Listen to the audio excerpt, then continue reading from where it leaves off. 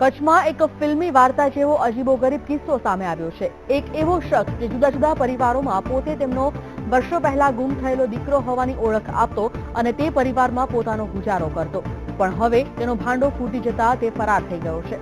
અરુણાનંદ નામનો આ શખ્સ સાધુના વેશમાં ફરતો। હજુ કેટલાક સમય પહેલા જ તે કચ્છના એક પરિવારમાં ગયો અને પોતે કચ્છમાં આવેલા ભૂકંપ સમયે ગુમ થઈ ગયેલો તેમનો દીકરો અરુણ હોવાનું કહીને પરિવારમાં સામેલ થઈ ગયો હતો। તો બીજી બાજુ ઘરના મોભી દામજીભાઈ પણ ખુશખુશાલ થઈ ગયા હતા। તેમણે લાગ્યું કે તેમનો 17 વર્ષ પહેલા ગુમ થયેલો અરુણ પાછો આવી ગયો છે, જેથી તેમણે અરુણના ઘરે પરત ફરવાના માનમાં એક ફંક્શન પણ યોજ્યું હતું અને આવતા અઠવાડિયે જ તેમને દીક્ષા સમારોહ યોજાવાનો હતો।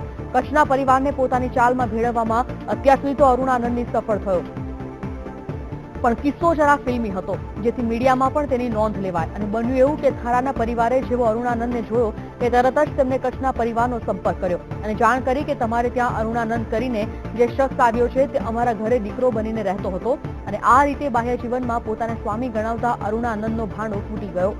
તે કોઈને મોઢું બતાવવાને લાયક ન રહ્યો અને પોતાની સામે કોઈ કાર્યવાહી થાય તે પહેલા જ ફરાર થઈ ગયો હતો।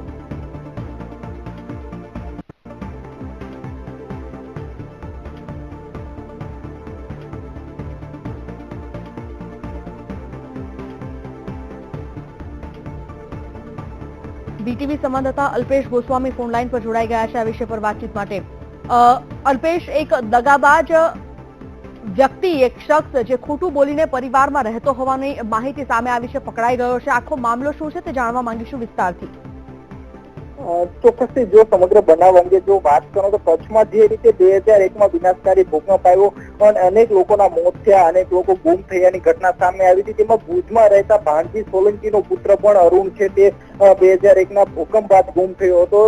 ત્યારે તાજેતરમાં જે ચોંકાવનારો ખુલાસો થયો હતો કે જે ગુમ થયેલો જે અરુણ છે તે સાધુના વેશમાં નખત્રાણા તાલુકાના વિઠોણ ગામ પાસે આવ્યો છે। હરિયાણાથી કેટલાક સાધુઓની જમાત આવી છે, તેમાં તે અરુણ નામનો જે છે તે સાધુના વેશમાં તે છે, તેમના પરિવારજનો તેમને ત્યાં મળવા પહોંચ્યા હતા અને કેટલાક સભ્યોને તેમને પણ ઓળખી પણ બતાવ્યા હતા કે હું અરુણ છું અને હાલ મેં દીક્ષા લઈ લીધી છે અને હાલ મારું નામ અરુણાનંદ સ્વામી છે। સાથે જ પરિવારજનોએ પણ આ વાત સાચી લાગતા તેમને એક 26 તારીખના એક દીક્ષા સમારોહનું આયોજન કરવામાં આવ્યું હતું। કચ્છના નલિયા ખાતે આ ત્રિદિવસીય દીક્ષા સમારોહનું આયોજન કરવામાં આવ્યું હતું, પરંતુ જે ચોંકાવનારી બાબત સામે આવી છે તે એ છે કે આ સાધુએ અગાઉ પણ આ પ્રકારની જે ગુમ થયેલા બાળકો હોય છે તેમના નામે ઓળખ આપીને લોકોને વિશ્વાસમાં લઈને તેમની સાથે છેતરપિંડી અને ઠગાઈ કરતો હોય તેવું વિગતો સામે આવી છે।